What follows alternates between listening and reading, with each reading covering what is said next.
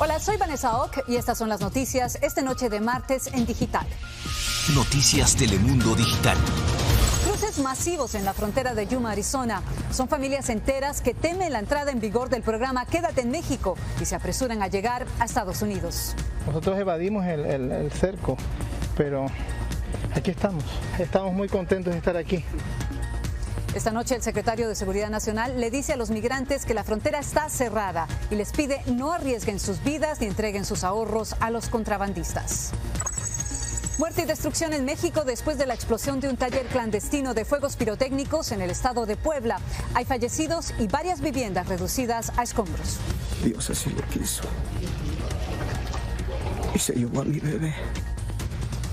La explosión fue tal que los vecinos pensaron que se trataba de un terremoto. Y con la llegada de la temporada navideña crece el riesgo de caer en manos de los estafadores. Les contamos cómo evitar ser víctima del fraude de las tarjetas de regalos. Y estamos en Guatemala con la quema del diablo, una tradición que data del siglo XVI, donde los pobladores queman de todo para iluminar el camino de la Virgen de la Concepción. Y decirle al diablo que salga de nuestro corazón y que la Virgen reine en nosotros. Una costumbre que cada año toma más fuerza, pero comenzamos con el cruce masivo de migrantes en la frontera de Arizona. Allí precisamente el gobernador ha declarado estado de emergencia y es que unas 4,000 personas han entrado por el área de Yuma en estos últimos 3 días. Francisco Fajardo está allí. Francisco, los migrantes no paran de llegar. ¿Qué tal? Los migrantes cruzan en grupos de 30 a 40 personas de forma constante en zonas de aquí de la frontera entre Yuma y San Luis Río Colorado, donde no hay cerco fronterizo. El problema es que tardan en muchas ocasiones horas para hacer contacto ya en suelo estadounidense con el primer vehículo de la patrulla fronteriza y algunos se ven forzados a esperar y pasar aquí la noche. Las filas parecen inmensas, son cientos todos los días. Apenas se llevan a un grupo y a lo lejos ya se ve otro de entre 40 y 50 migrantes. Caminan desde el lado mexicano, algunos hasta traen maletas con ruedas y así llegan a Estados Unidos por la frontera entre Yuma y San Luis Río Colorado en una zona que parece de libre cruce. Gracias a Maduro estamos aquí, son muertos del hambre, no hay comida, no hay nada, no hay salud, no hay bienestar. La mayoría, como Oscar, son migrantes sudamericanos, principalmente de Venezuela. Algunos en familia, otros solteros, todos quieren asilo y cruzan por un tramo donde no hay cerco fronterizo. ¿Hace frío? Mucho frío.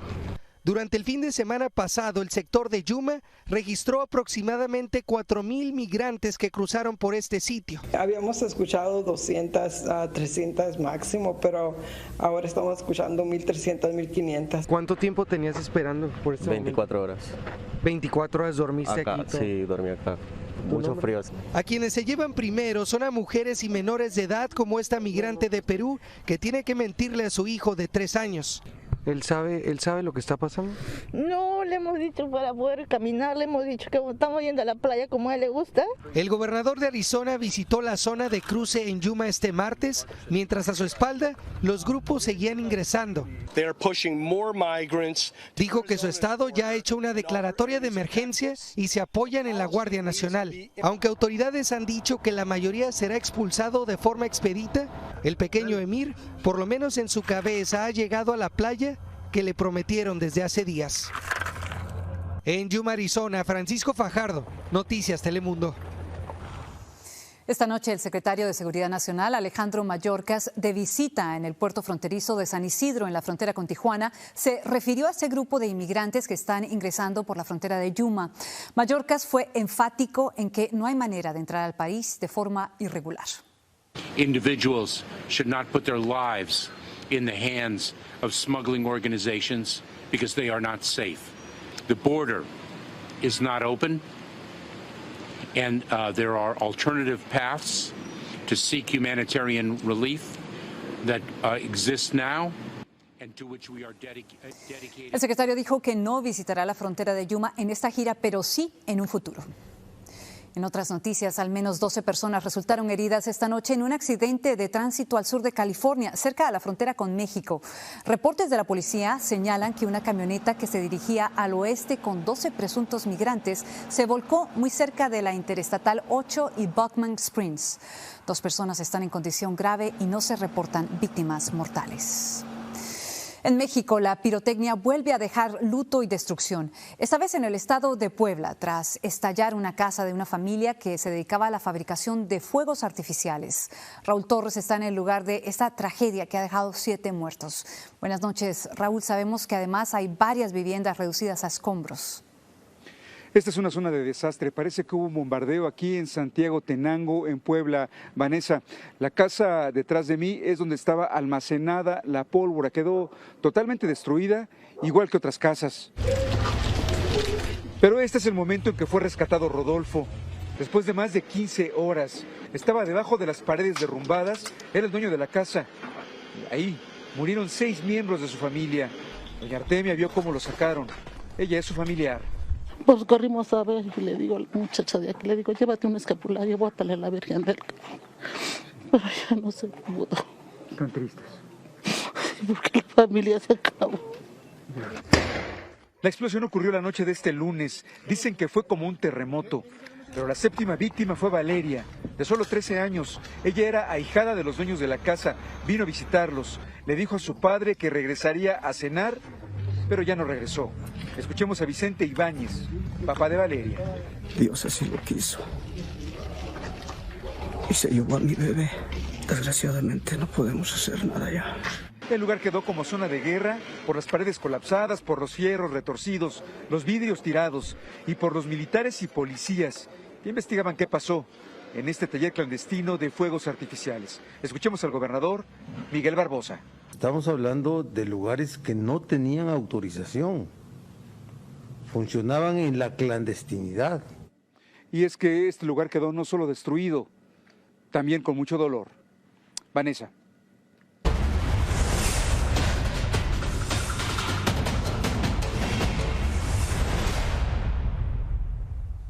A un poco más de 2 semanas de las fiestas navideñas, Estados Unidos vuelve a sufrir un rebrote del COVID-19. En promedio se están registrando unos 119,000 casos por día. Eso es un aumento del 19% respecto a la semana pasada. El número de fallecimientos también está en alta. En la última semana, 1.150 personas han perdido la vida, un aumento del 57% respecto a la semana anterior. Y son cada vez más los niños hospitalizados. En promedio hay más de 1.400 niños por día. Esto es un aumento del 37% respecto a la semana pasada. Y aunque la variante Omicron sigue avanzando en el país y ya está presente en al menos 19 estados, la mayoría de las infecciones, hospitalizaciones y muertes por COVID-19 siguen siendo causadas por Delta, la variante que aún predomina en Estados Unidos y es responsable de este pico de contagios. En medio de este repunte de casos, Nueva York sufre un revés en su medida para combatir los contagios. Hoy una corte de Manhattan bloqueó temporalmente un mandato impuesto por el alcalde Bill de Blasio que exige que todos los empleados de la ciudad estén inmunizados. Esta semana el alcalde también ordenó a todos los trabajadores de negocios y empresas privadas que se vacunen.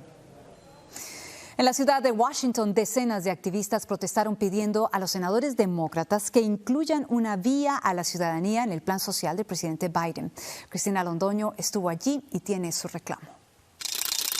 En una carrera contrarreloj, activistas de distintas causas vinieron a exigirle al Congreso que apruebe el plan social del presidente Biden. Doloroso, todas las familias separadas, pasan los años y en la misma circunstancia. ¡Sí se puede!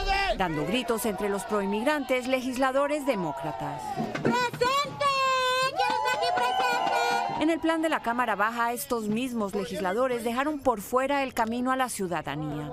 Su propuesta solo incluye alivio temporal de deportación a un grupo selecto de inmigrantes indocumentados, porque no pudieron convencer a los moderados. Pero tenemos una oportunidad en el Senado y queremos empujar, porque ahora es el momento, ahora es la oportunidad. Si el Senado aprobara una vía hacia la ciudadanía, creemos que los votos estarían en la Cámara. Para lograr su plan necesitan que todos los demócratas de la Cámara Alta estén dispuestos a desafiar a la parlamentaria, que ya se ha pronunciado 2 veces en contra de incluir la reforma migratoria dentro del plan Biden.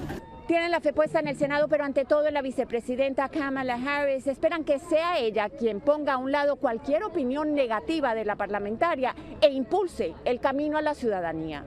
Arely Sánchez fue voluntaria de la campaña de Kamala Harris. Si no lo hace, yo siempre he dicho, yo no soy basura para conformarme con parol. Yo pido camino a la ciudadanía.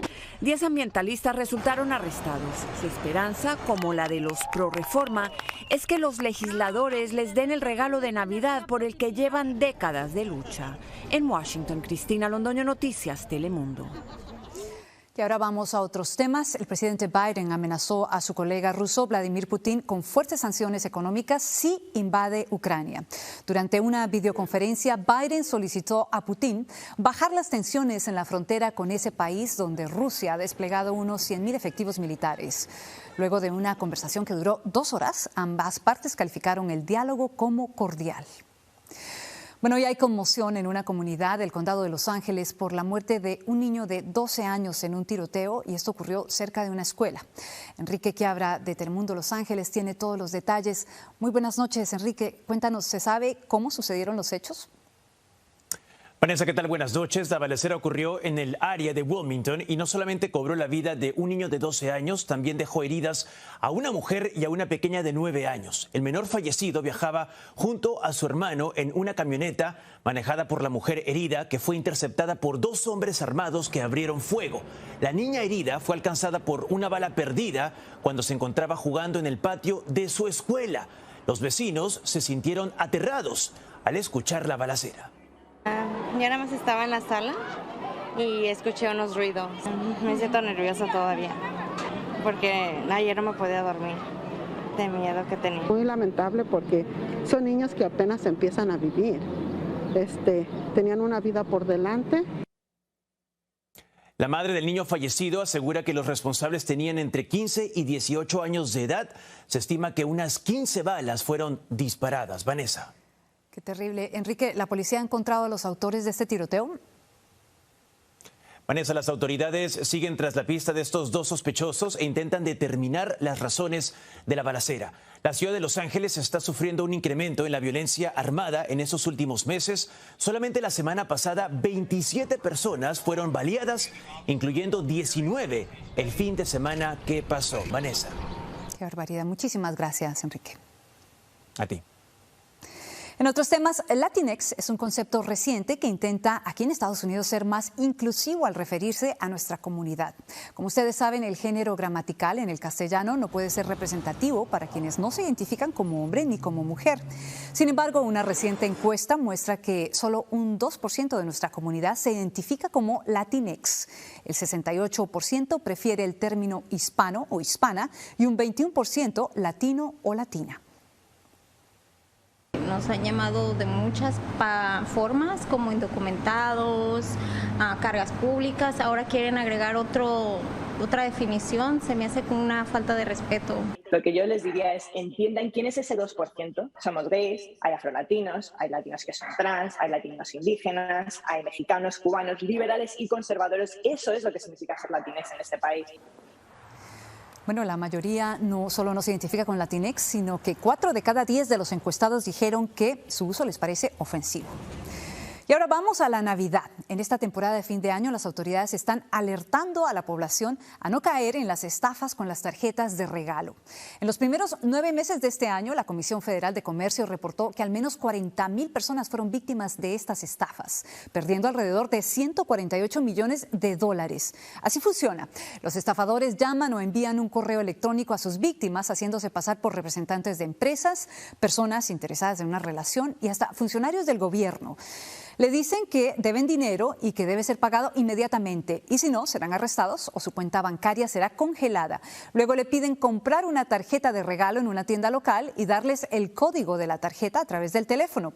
Las tarjetas de Target son las favoritas de los estafadores, pero también están las de Google Play, Apple, eBay y Walmart.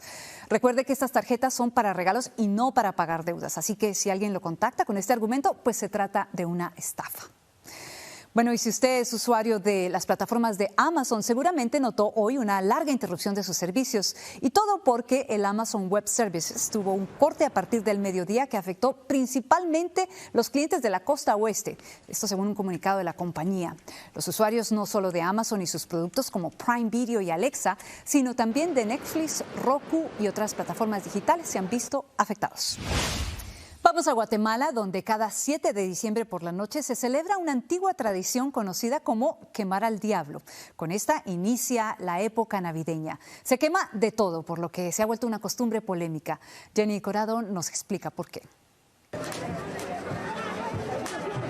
El 7 de diciembre de cada año es esperado por los guatemaltecos para cumplir con la tradición de la quema del diablo, la cual data del siglo XVI y que nació cuando los pobladores encendían antorchas y fogatas para iluminar el paso de la procesión de la Virgen de Concepción. Y decirle al diablo que salga de nuestro corazón y que la Virgen reine en nosotros.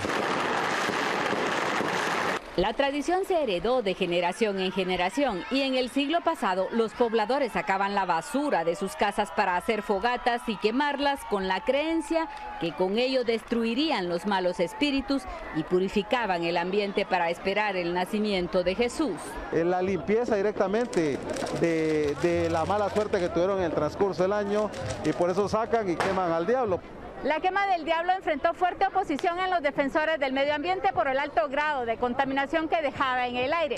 Es por ello que desde hace algunos años los pobladores mantienen la tradición quemando piñatas y monigotes con figuras diabólicas. Mi mamá nos contaba que dice que había que hacer fogatas para que saliera el diablo de las casas.